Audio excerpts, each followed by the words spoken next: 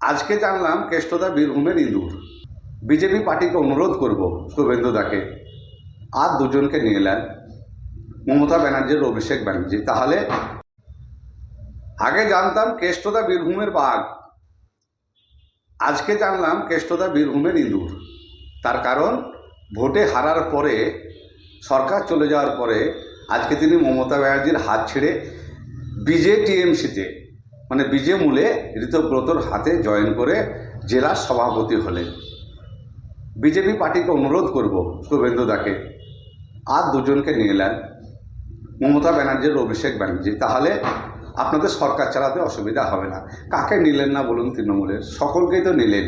আপনি ঋতুব্রতকে বলে দিন মমতা ব্যানার্জি এবং অভিষেক ব্যানার্জি রেডি আছে, ওরা বিজেপি তৃণমূলে জয়েন করবে। তাহলে ওরাও শান্তি, আপনারাও শান্তি। পদে বসানো হলো, আপনাকে কি বলবেন? আমি আগেও সভাধিপতি ছিলাম।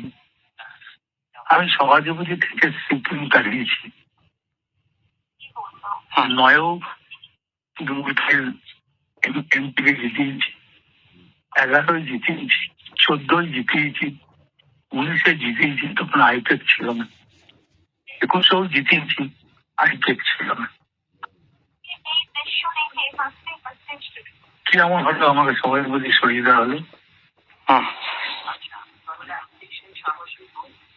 কার উপর আক্ষেপ থেকে দাদা ঋতব্রত শিবিরে যোগ দেওয়া? তৃণমূল।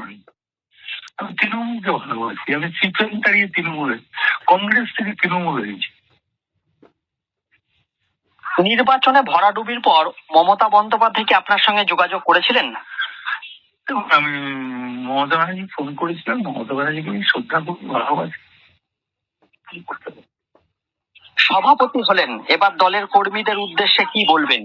100 বার বীরভূম জেলার সংগঠন ঠিক আছে। আবার কি অনুব্রত মণ্ডলকে স্বমহিমায় দেখা যাবে বীরভূমের রাজনীতিতে? 100 বার।